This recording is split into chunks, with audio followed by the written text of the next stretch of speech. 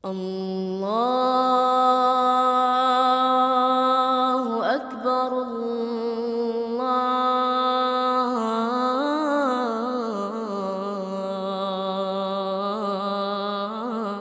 Allahu Akbar.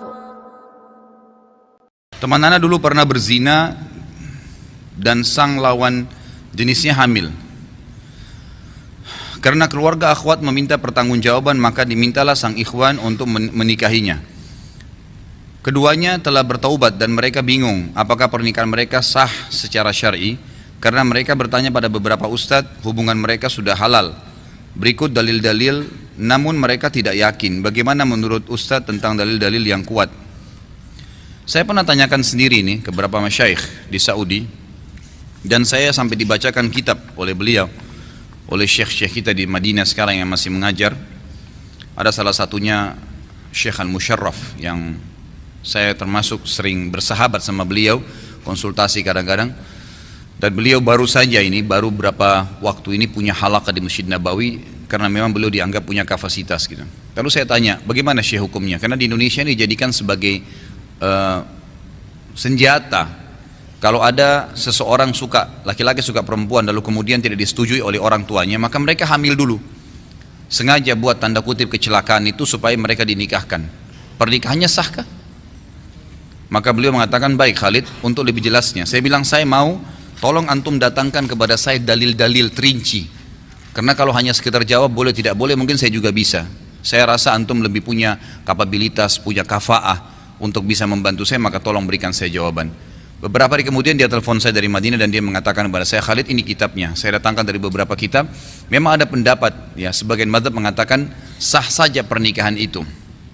Sah saja pernikahan itu, dan ini dipegangi oleh beberapa ulama fikih. Kalau tidak salah disebutkan ini adalah mazhab ya Imam Malik dan Imam ya Syafi'i yang mengatakan kalau sudah nikah dan itu memang pemilik sperma, sah saja nikahnya. Tetapi tetap disepakati anak dari hasil zina tidak dinisbatkan kepada sepemilik sperma walaupun pernikahannya sah. Tangkap ini ya. Kemudian beliau mengatakan, dan ada pendapat lain, dan saya pribadi saya katakan lebih cenderung dengan pendapat yang kedua, mengatakan pernikahannya tidak sah. Karena Nabi SAW melarang wanita yang hamil dinikahi dalam banyak hadis yang sahih, dan juga ya melarang didirikan hukum had kepada wanita yang sedang hamil. Emang itu ada hukum dalam syariat kita, gitu kan? Maka di sini sebagian ulama yang pendapat kedua mengatakan wanita yang hamil tidak boleh nikah sampai diletakkan. Karena ada hadis yang lain berbunyi apa? Tidak boleh seseorang, hadis Bukhari ya, tidak boleh seseorang di antara kalian menimpahkan benihnya di atas benih saudaranya. Kalau sudah terlanjur perempuan itu punya ya, hamil, maka enggak boleh laki-laki lain datang menikahi kemudian meletakkan benih baru. Tahukah antum apa hikmahnya masa iddah? Masa iddah itu selama 3 bulan, gitu kan? Itu masa pembersihan rahim. Dikhawatirkan mantan suami tadi masih punya sperma yang tertinggal, dan dalam masa 3 kali masa iddah itu, 3 kali masa haid, itu baru dianggap perempuan itu suci. Berarti tidak ada benih yang akan membuat dia hamil. Selama masih dalam masa iddah ini, subhanallah, salah satu dokter dari Amerika, orang Yahudi, masuk Islam berapa hari yang lalu karena penelitiannya tentang masalah iddah ini. Dan dia kagum sekali melihat ternyata Islam dengan rinci menyebutkan kalau masa iddah masih dianjurkan agar wanita yang bercerai dengan suaminya kembali dengan suaminya dan bukan laki-laki lain. Kalaupun mau nikah dengan laki-laki lain, maka dianjurkan setelah masa iddah agar tidak bercampur sperma itu.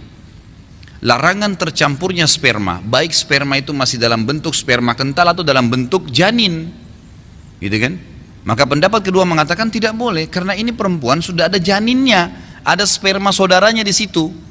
Makanya dibiarkan dulu tuh lahir, suci setelah masa nifas, baru nikah. Maka saran pendapat kedua ini adalah nikah kembali, taubat nikah kembali. Anda boleh pilih salah satunya yang mana Anda merasa lebih tenang, tapi saya bilang kalau saya pribadi lebih cenderung dengan pendapat yang kedua.